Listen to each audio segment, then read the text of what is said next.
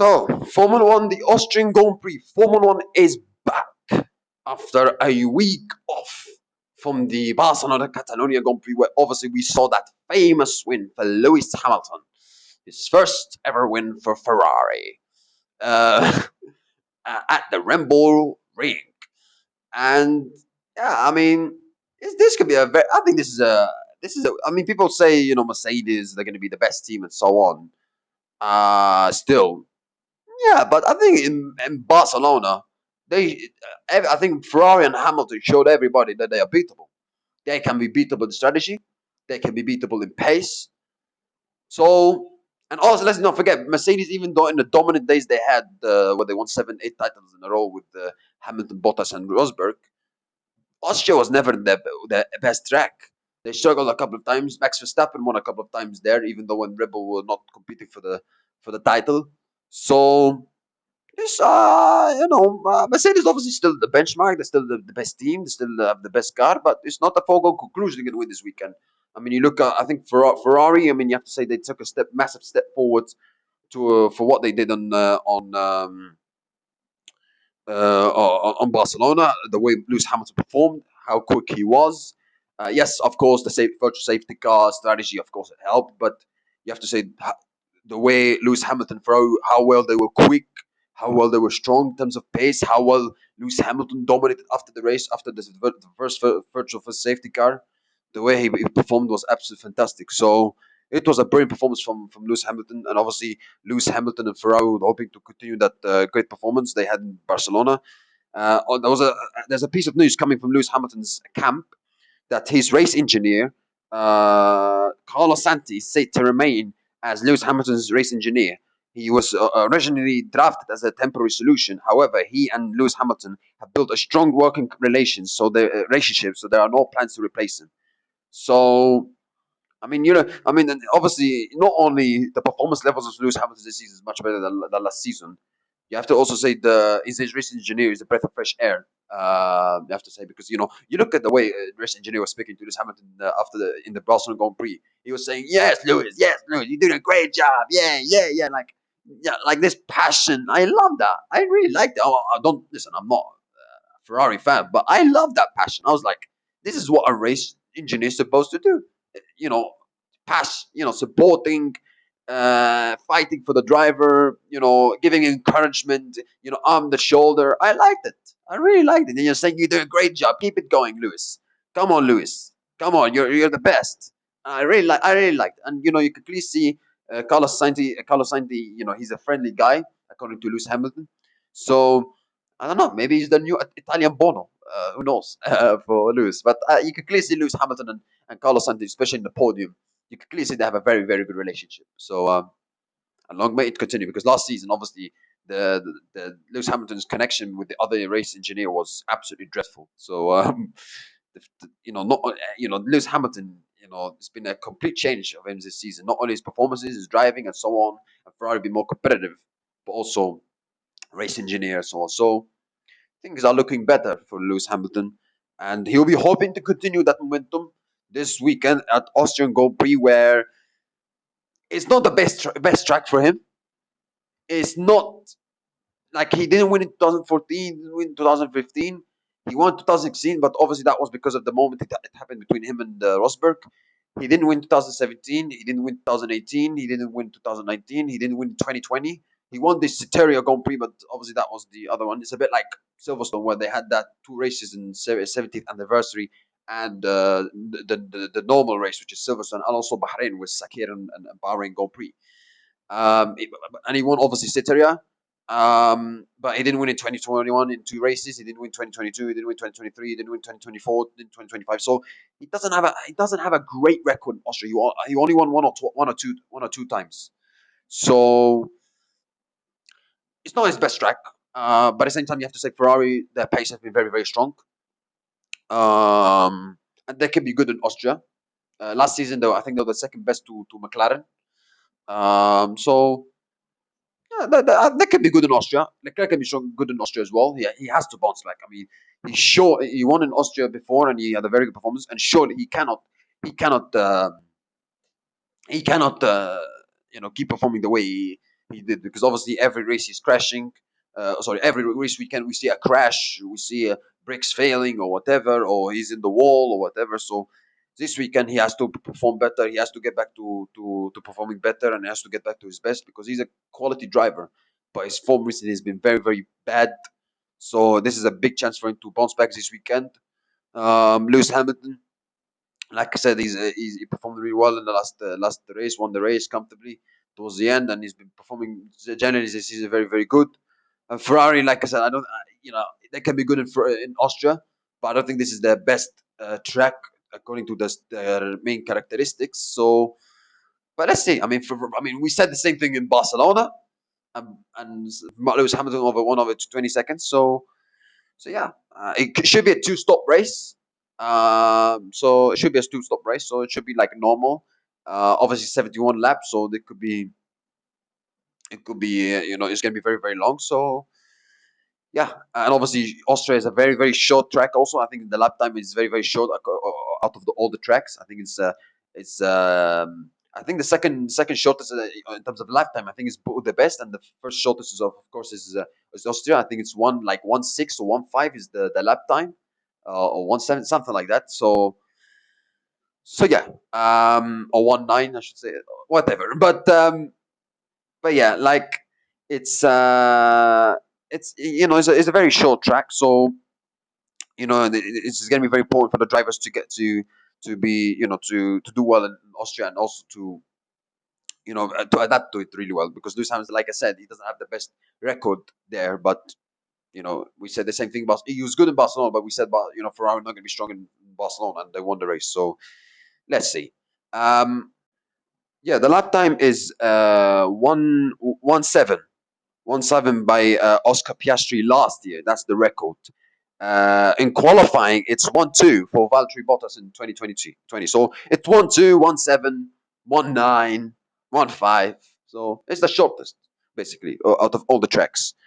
And Ferrari, like I said before, we'll see what they will do. Mercedes, you look at the temperature of the track, it's most likely it's going to be hot. And according to the rumors, Austrian Grand Prix is going to be has been declared a heat hazard race by the FIA, with track temperatures set to exceed 31 Celsius.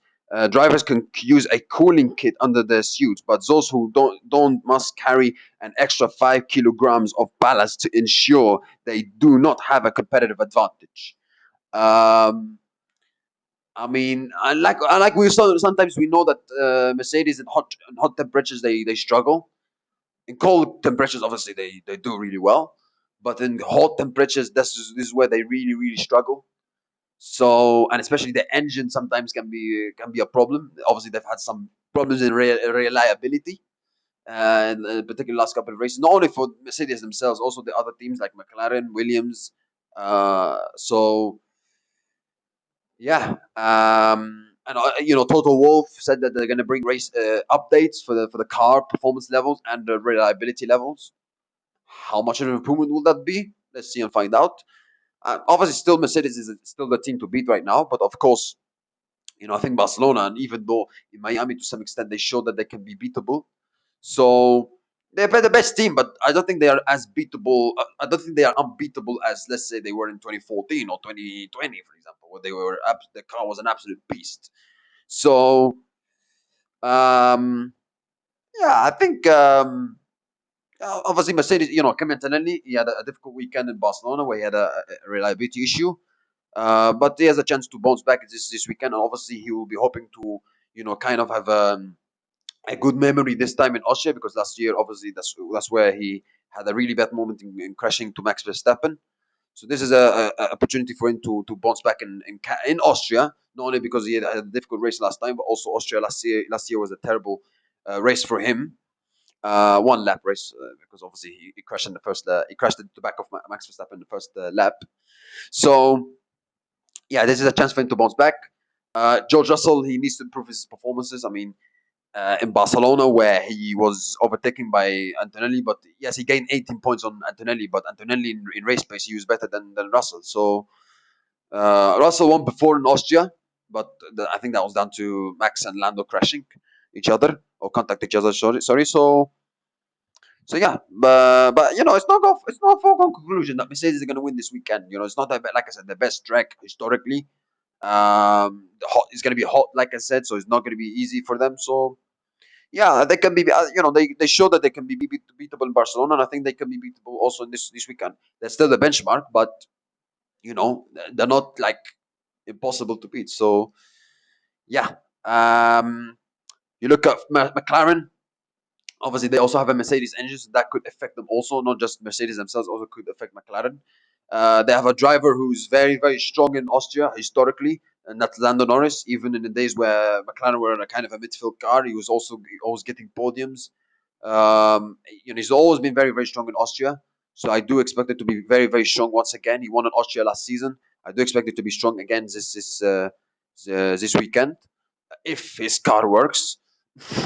And yeah, I expect it to be very strong. And his performances this season, generally, when his car has been working, he's been very, very good.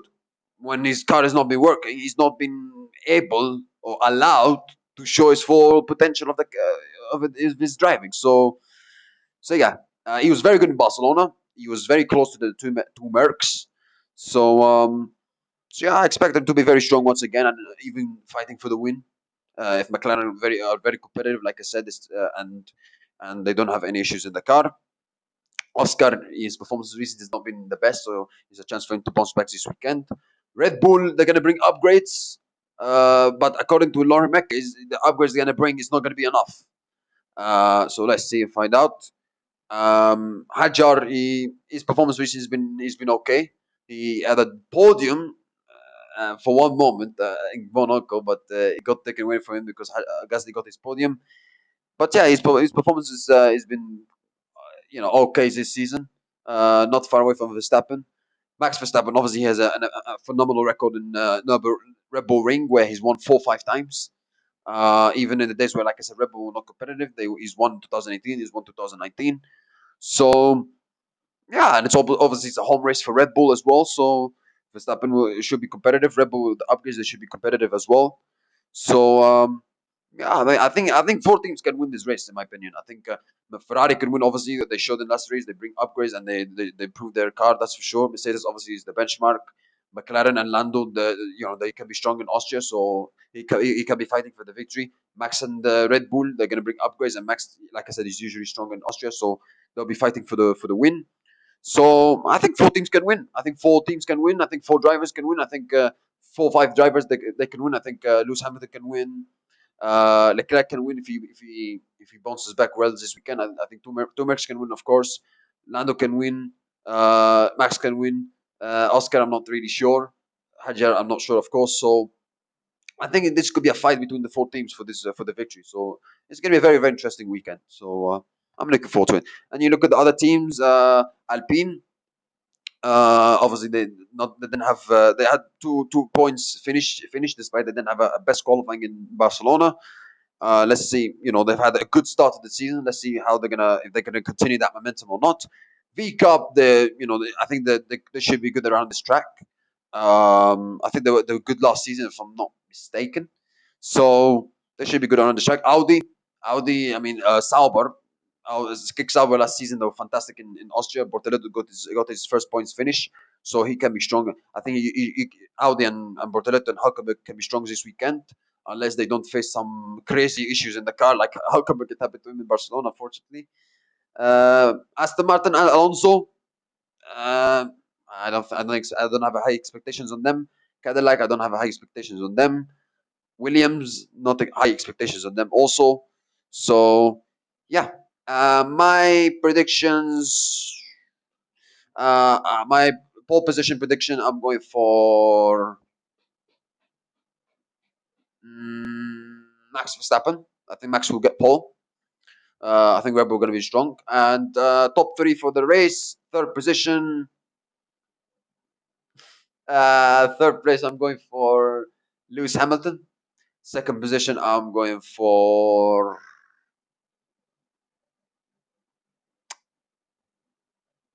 Lando. And first position, I'm going for Max Verstappen. I think Max Verstappen will win the race. Second position, Lando. Third position, Lewis Hamilton. So that's my podium prediction. Uh, And I think Mercedes might struggle. I think Mercedes will struggle this weekend, even though they're still the team to beat. I think they show they can be beatable. And like I said, it's going to be hot as well, so it's going to affect Mercedes badly. Might most likely. So yeah, that's my race predictions. Thank you guys. I wish you have a nice day. See you next time, and goodbye.